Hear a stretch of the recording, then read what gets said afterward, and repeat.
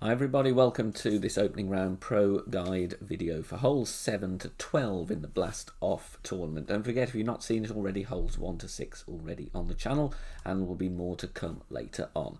Please do hit thumbs up and make sure you are a subscriber as well. It would massively be appreciated and does help the channel.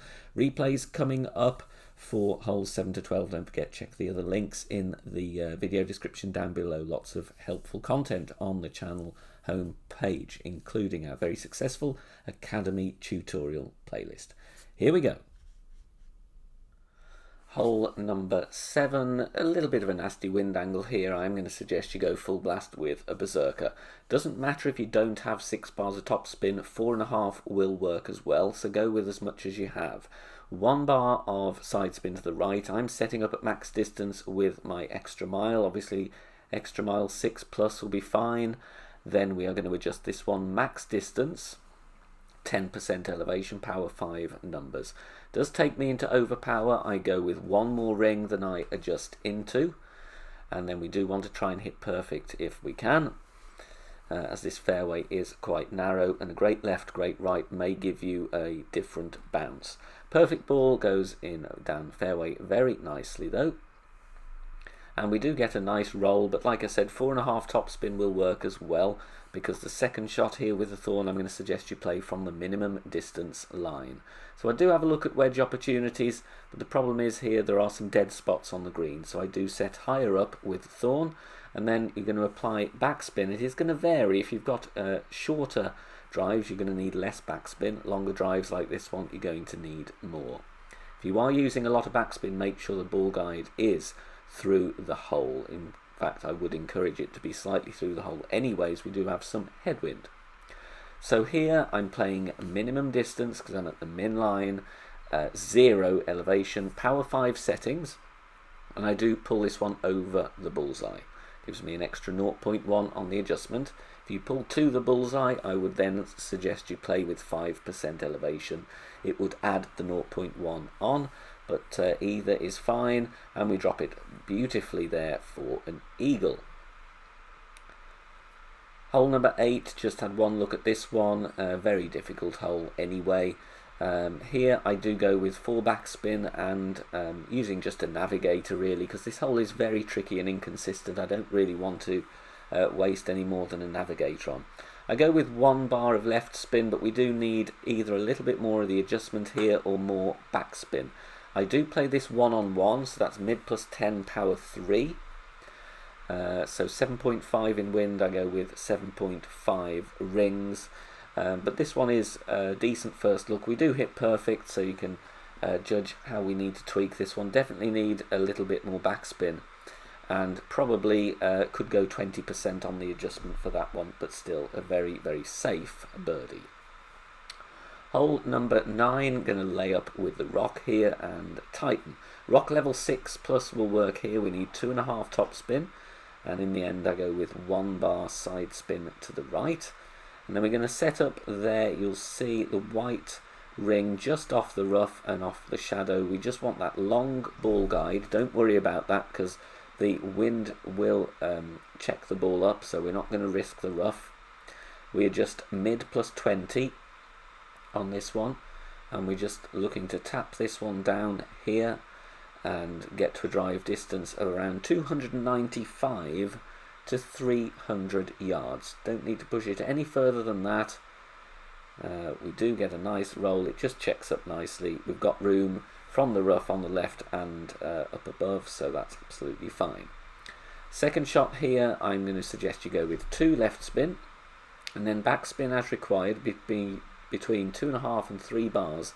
Have the tip of the ball guide level with the pin, and here I am aiming at 2 green squares to the right with the red ring touching the rough. At plus 4 yards I'm going to play 80% slider. I'm playing true club distance in that case.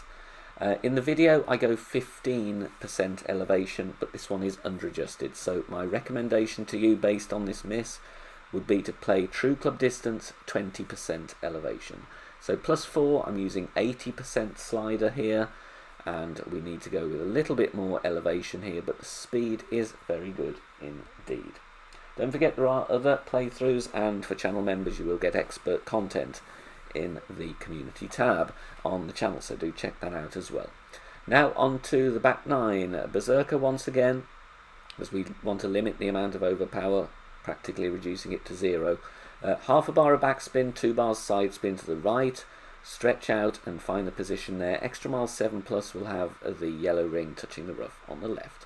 Adjust max plus 10, power 5.